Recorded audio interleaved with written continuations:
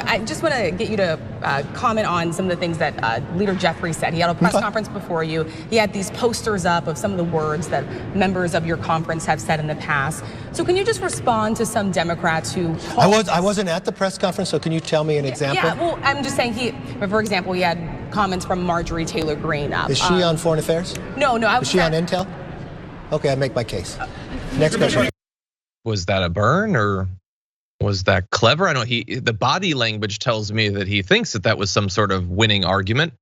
What does that have to do with literally everything? Oh, I understand. Okay, so they want to be able to do this, target these specific people for 100% partisan, in the case of Omar, racist reasons. But they believe that, well, if we make it more specific, then I guess we have a defense. Also, then maybe a precedent won't be set for them to do this going forward. What does it matter which committee it was? Marjorie Greene is on Homeland Security. She says COVID is a hoax and Jewish space lasers start wildfires. So like, if this is about qualifications, ability to deal with the subject matter, her ability to assess threats to the homeland is out of whack as anything in government. So why is she on that committee? Oh, we only have standards for foreign affairs now? Where the hell did that come from? No, this is an arbitrary thing that he made up, but that he thinks is a defense. And he would love, by the way, I like that whoever that reporter is. It was a good question. I would have loved for that reporter to point out that Kevin McCarthy himself has said that Jewish billionaires literally buy elections. He named several of them, and of course, including George Soros. He tweeted that out.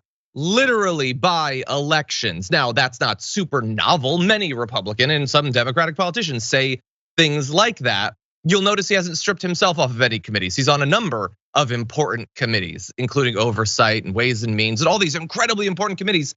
He has said things that invoke the exact same anti-Semitic stereotypes, and yet he's fine with that. He has a perfect working relationship with Donald Trump, who has talked about Israelis meddling in elections and buying politicians and stuff like that. So again, like AOC said, this is not in any way about consistency. Get that word out of your mouth.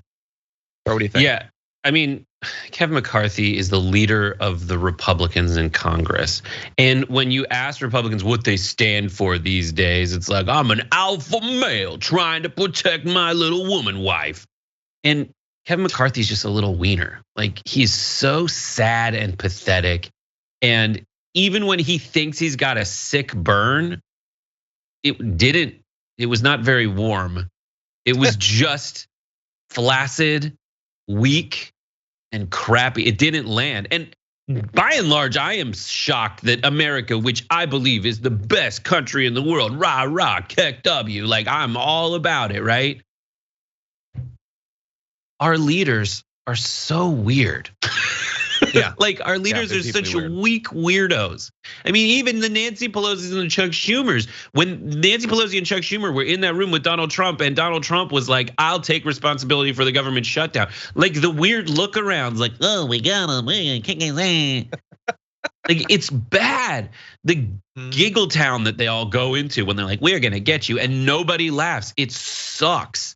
Yeah. And Kevin McCarthy is just the latest in line. Donald Trump at least had like a tight 5 in the debates in 2016 and occasionally can get like a zinger in.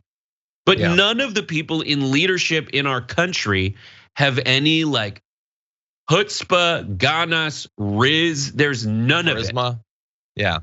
Yeah, 100%. Authenticity, it's not just that it's performative. Many things you could make the case are performative to some extent or another.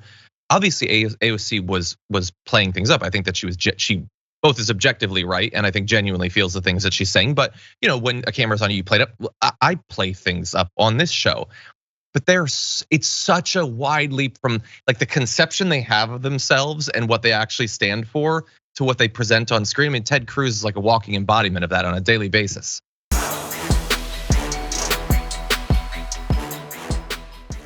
Check out the Damage Report podcast each day, wherever you get your podcasts, whether Pocket Casts or Stitcher or iTunes.